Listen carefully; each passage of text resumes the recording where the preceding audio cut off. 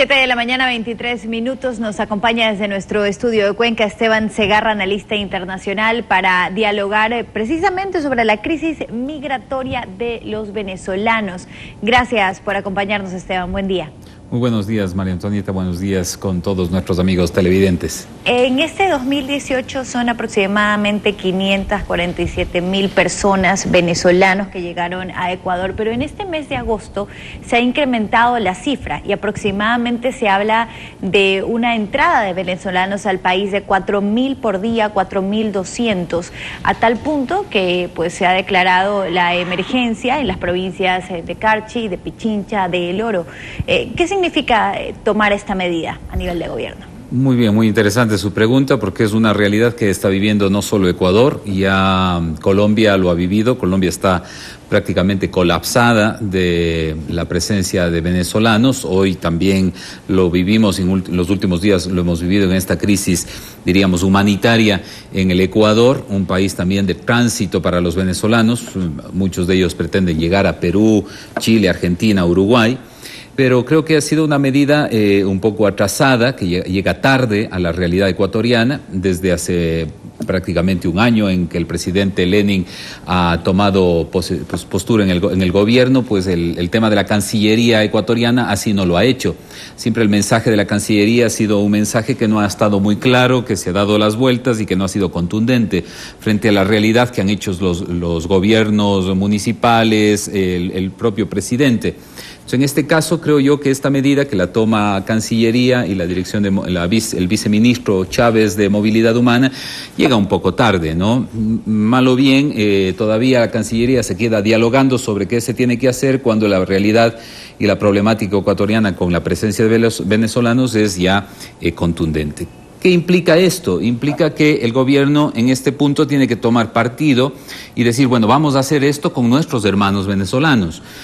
También llamamos a la presencia de organismos internacionales. La ACNUR está ya aquí más de 6 meses haciendo presencia física en los puestos fronterizos, cuando recién, en este caso, como digo yo, Cancillería, creo que cae en la cuenta en estos últimos días de la presencia de venezolanos en el Ecuador. ¿A qué se le puede atribuir este incremento considerable en el último mes? Bueno, es innegable la realidad, sobre todo en la que vive Venezuela, ¿no? Una crisis humanitaria que ha creado esta diáspora venezolana hacia Latinoamérica, pero sobre todo en este último mes quizá podría ser que al ser Ecuador un país de tránsito, hay que cumplir con ciertos requisitos específicos para poder transitar por el Ecuador.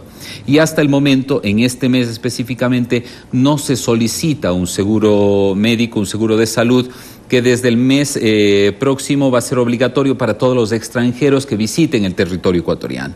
Y tener un seguro médico para un venezolano, y decir, aparte de su DNI, aparte de su pasaporte, debe presentarnos también el seguro médico para poder ingresar en el país, realmente va a limitar la presencia de venezolanos en este tema. Ojo que esta medida no se toma por los venezolanos, es una disposición, un decreto del presidente de la República para todos los extranjeros, pero indudablemente que a los venezolanos les va a afectar esta medida desde el próximo mes. Según también lo que usted manifestaba, este es un país de tránsito. Según Cancillería, realmente de todos los venezolanos que ingresan es el 20% el que se queda en el país. Así es. Bueno, el tema del país, a veces a Cancillería también hay que informarle un poco lo que está pasando. En este tema, el tránsito en el país se debe a que regularizar los papeles en el país es demasiado caro. El solicitar una visa de trabajo, solo la solicitud creo que está alrededor de $50, la visa $250, y es un trámite que para los venezolanos en este caso es costoso, ¿no? Si bien la dolarización es llamativa, porque el pago es en dólares al trabajo, el regularizarse para obtener un estatus laboral regularizado en el país es bastante costoso, y entonces preferimos irnos a Perú, en donde el trámite es gratuito. Voy a Chile o voy a Uruguay, incluso en donde ya están la mayoría de venezolanos. Entonces también el segundo motivo es, me voy a juntar con mi familia, voy a juntarme con mis amigos, ya tienen trabajo, tengo dónde llegar, etcétera, ¿no? Claro, también nuestro país, además de ser de tránsito, es un lugar donde se puede hacer algo de dinero hasta poder ir al país, al destino final. Bueno, sí, entre comillas, porque también hay que hacer un llamado a la realidad. Existe posturas bastante radicales, existe ecuatorianos que realmente niegan la presencia de venezolanos en el Ecuador, que quitan trabajo, que vienen a estorbar, que vienen a ensuciar las ciudades. Hay un movimiento en donde algunos ecuatorianos pretenden cerrar las fronteras y dicen cerramos las fronteras, cuando esa no es la realidad, la cual yo tampoco la comparto, ¿no? Hay que abrir la puerta a los hermanos que en estas circunstancias tan delicadas, en un país que realmente ha entrado en una crisis humanitaria y la crisis humanitaria mayor de Latinoamérica, el Ecuador no podría hacerse o dar las espaldas frente a esta tremenda situación. Así es. ¿Y con qué estatus llega la mayoría de venezolanos? ¿Hay facilidades definitivamente migratorias como la solicitud del asilo, la visa que usted comentaba, bueno, la visa de UNASUR? O sea, son algunas